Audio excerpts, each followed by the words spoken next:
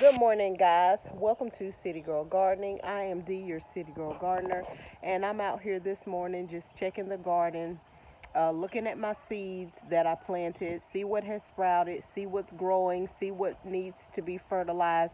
Later on this week, we've had some rain, so I don't have to water the garden because the rain has already done it for me.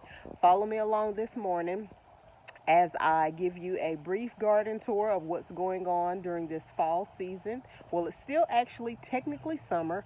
Fall actually doesn't come in. No, let me correct that. Fall came in on September the 21st or the 22nd. Let me correct that. I'm moving ahead a little bit too fast, thinking of December 21st, the first day of winter. However, fall is here. I have gotten the garden prepared, got it ready. I've gotten down fall crops, which are my brassicas, broccoli, cauliflower, your different greens, mustard, turnip, um, collard greens, your kales, your spinaches. I have down my fall and winter herbs that are growing in the garden. I've decorated some with some mums here. Put my little stick scarecrow people here to give a little bit of color, a little bit of life and flowers in the garden. Um, I'm getting some things done over here as well. I put a little pot here of some different flowers here, my little scarecrow people here. But the garden is ready. We're going to check on some seedlings, some things that I direct sowed into the garden. And I am going to get some things put out into the new addition here on the garden bed. I have not yet installed the trellises yet for this bed. However, I'm going to go ahead and get it planted. I'll just probably install the trellises after this winter season, and then I may do it sometime during this season. However, that's really not a big project until it gets warm, when I'll really need the trellises for maybe some tomatoes, some peppers, some green beans, some things that vine up, cucumbers or something like that. However, follow me along this morning as we check on some seedlings. I get some things put into this bed, and let's see how the chicks are doing and see what's going on around the garden.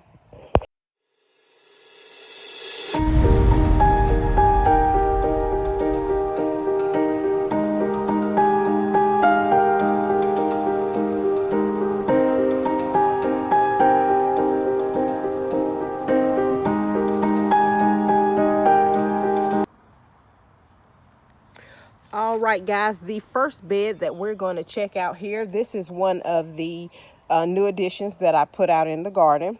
This is my 2 by 1.5 bed, garden raised bed. In this bed, I direct sowed beets, and as you can see, I have my beets. They have germinated. Beets are a cold weather crop. I had to wait until the temperature actually dropped down and stayed there before I could plant my beets out in the garden. The beets are frost tolerant, so when the first frost comes, I don't have to worry about the beets and them being this small, because they will survive the frost. And as you can see in this bed, I have planted them all out about an inch, no, maybe about 2 to 3 inches apart here, because they'll bulb up under. They are a root crop, and you can see I've had really good germination. I do have 2 to 3 seedlings that germinated in one spot, so I will get those thinned out as they grow up a little bit bigger. Over here in this bed, this is my garlic and onion bed. I don't have any of the garlic sprouting out at this time. However, I have a lot of onion that are sprouting. I planted onion sets here, and as you can see, I have onions that are coming up. I do have some little weeds that I'm going to pull out, and most likely those are seedlings from something that may have been planted in this bed before, and some of the seeds may have fallen from the crop and They're growing up here in the garden, but I am going to just pull those out. But here in this bed, I have onion sprouts that are coming up. The leaves from the trees are continuing to fall down in the beds, and I'm not too much worried about them because they will break down into the beds and also provide nutrients. But this is my garlic and onion bed. I am going to mulch this bed to kind of protect my garlic and the onions as well from the frost. They are cold and cool weather crops as well, so the frost isn't really going to do anything to them, but I definitely want to get this bed mulched in. As you can see here, I still have some beans that are growing here, and then this is my delicata squash, which is a winter squash, and it will trellis up. Over here, you can see my zucchini plant is still thriving. It is still growing. It will continue to grow and thrive all the way up until the first frost. And then the frost, the cool temperatures will kill this plant. I do have some zucchini. Let me get over here. I do have zucchini growing down there. I have one here growing here on this side. And then as you can see here, my butternut squash is continuing to grow. I have a little baby butternut squash that is here growing, and then over here I have a spaghetti squash, and I don't see any fruit on it, but the butternut squash as well as the spaghetti squash, they are cool weather crops, and they will continue to grow and trellis up this and they will grow and trellis up this up here, and the fruits will hang. I'm gonna get that turned around so that it can just continue to kind of grow around here. I don't want to break it, so I may have to just kind of pull it that way or just let it kind of do its own thing. Over here are my sweet potatoes. I am going to get ready to pull my sweet potatoes up within the next day or two, because as you can see, I do have sweet potatoes that are starting to kind of stick up out of the bed. And I want to see what is growing up under there. I want to see how the sweet potatoes have done this season. In this bed here, you can see my collard greens, my cabbage, my broccolis. They are doing really well. Over here, though, you take a look at these collards. You take a look at these collards here. I have collards, I have broccoli, and I do have some cauliflower in this bed as well. Over here, I do have some thyme, and I can see that some of the seeds, thyme seeds that I planted to just make this, to just grow thicker, fill in the empty spaces here. You can see the seeds that I dropped in. They are growing really well. Over here as well, I have 2 cabbages here, 2 collard greens here. I have 2 broccoli plants here, and in here this is some oregano. I did drop some more oregano seeds in here to fill in some of the empty spots, and you can see that I do have some that are growing in that spot as well. And then you check out my turnips. I have my turnips that are here. I have radishes on the front. I have radishes going up the back, and then you can see my sugar daddy peas going up this trellis. And then over here, I don't know if it's one of our neighbors has gotten cats, and the cats, I have ran that cat out of my yard. It's 3 of them. I've ran those 3 out of my yard several times. And what I have noticed is you can see the impressions here in the beds, and I think the cat has gotten here because I have a lot of damaged plants here, as well as some like prints down in this side of the garden bed where my turnips are, and I think the cat has gotten over here. But what I am going to do is get this side cleaned up, and I am going to drop a few more seeds of turnips down here. Over here you can see my collards, and I think I do have a broccoli and a cabbage over here as well. And then you can see my marigolds. Some of them are dying out, but then I have some new growth coming in. Over here, you can see my pineapple sage is doing well. My lavender plant. You can see my chamomile. And over here, this is the bed that I direct sowed some lettuce and onions. You can see my different lettuce seeds that have sprouted. As well, you can also see the bunching onions that I have planted. All of these are cool weather crops again. I have more onions there, and I kind of sowed them all around in different parts of the bed. There's onions there, and then this is my red and green romaine lettuce that I purchased and I transplanted over into the garden to get those nice, big, and healthy so we can have some fresh salad. In this bed as well, I do have some of the German thyme here. I did direct sow more seeds to fill in the empty spots, and as you can see, I do have more seedlings that are germinating, well, that have germinated and are growing here. And then if you look here, you can see that I do have my cabbage as well as spinach over in this bed. I did plant over here beside this cabbage some of the bunching onions, and you can see they're starting to come up there. Over here, my spearmint is just growing wild. You can see I have new runners here. This bed is going to be filled. I put the spearmint into a planter by itself because I know that spearmint can be invasive. Any types of the mint varieties, they can be very invasive and take over the bed. And so with the runners, this bed will be filled up. I'm going to have a lot of the peppermint. Excuse me, this is peppermint. I'm going to have a lot of peppermint to pull off to make teas. Take it in the house, dry it out, make some tea with it.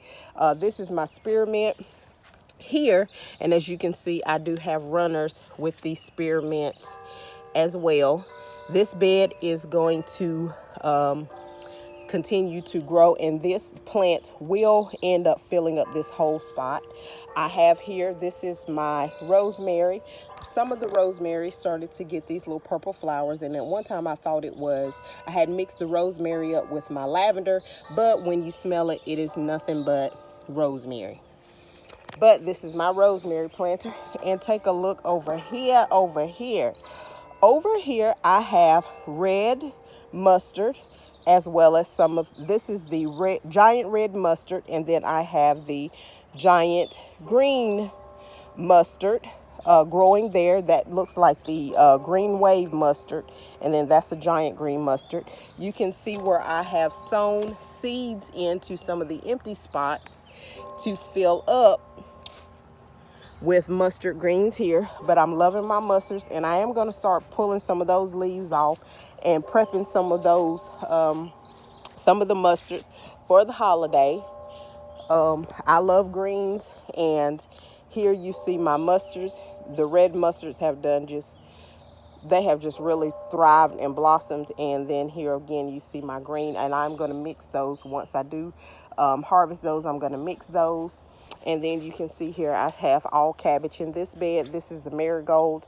The marigold, this one, the heat, it started to die out, but then I have new growth, new buds coming in, so I'm going to let it continue to do whatever it does here in this pot. But I have my 6 cabbages here in this bed. So the garden is looking very well. I'm going to get some of the plants that I have in my greenhouse. I am going to get those and get them out into the garden in the bed over here, the new addition. So follow me along as I get that going, and I'll be right back. And how could I forget my things on the side?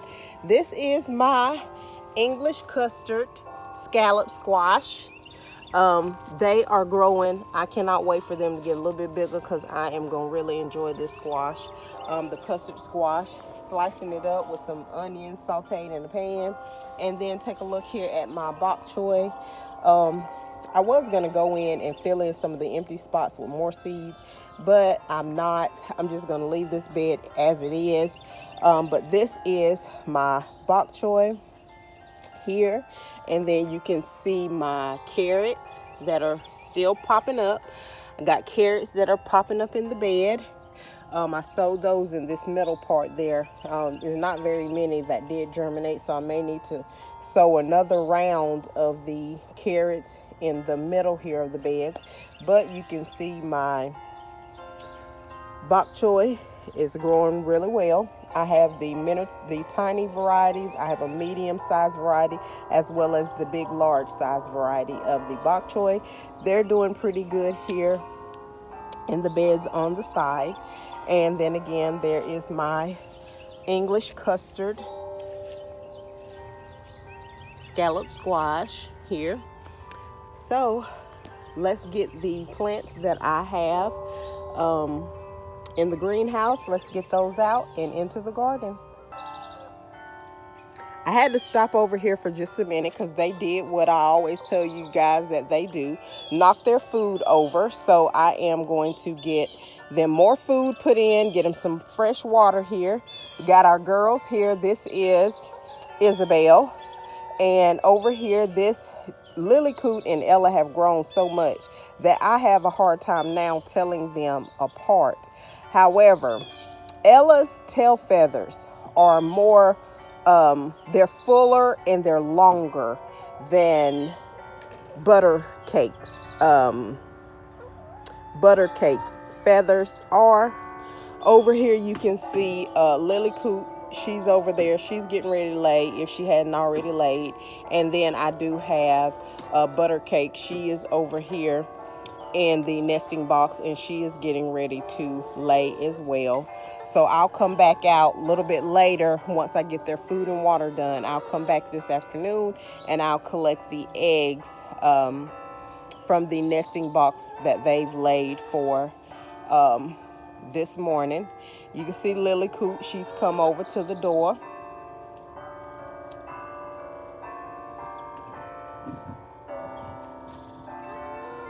They're looking for some herbs. I may cut them out some herbs and put over there. They really enjoy the herbs.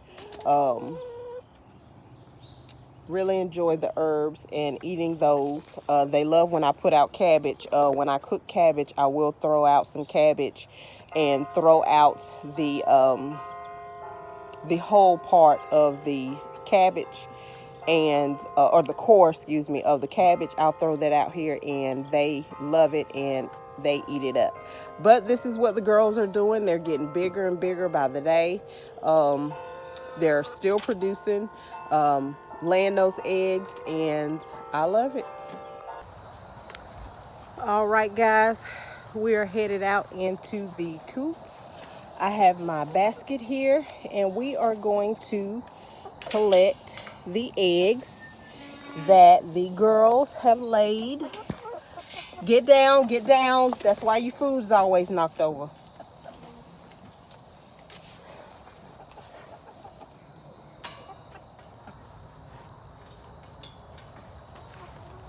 Y'all always behave when I have this camera on. Any other time you're trying to peck me and peck my feed and everything else. All right, get back. I'm getting these eggs out.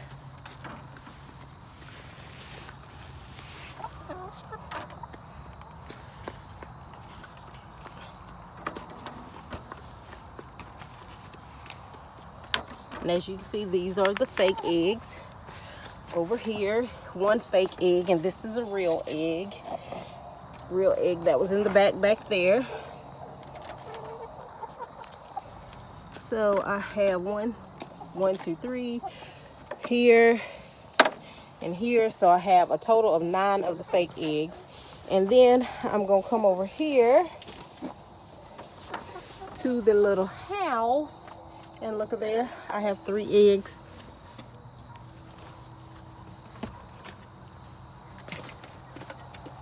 Three eggs here. So these are all my eggs that I've gotten out today. They have their fresh water, fresh feed. I did throw out, I cleaned up some of my plants, some of the collard greens and broccoli. I pulled off some of the leaves that I saw that had some holes in it, a few little bugs, worms or caterpillars got on them. And get down, get down. and I picked those off, and so they are enjoying those greens.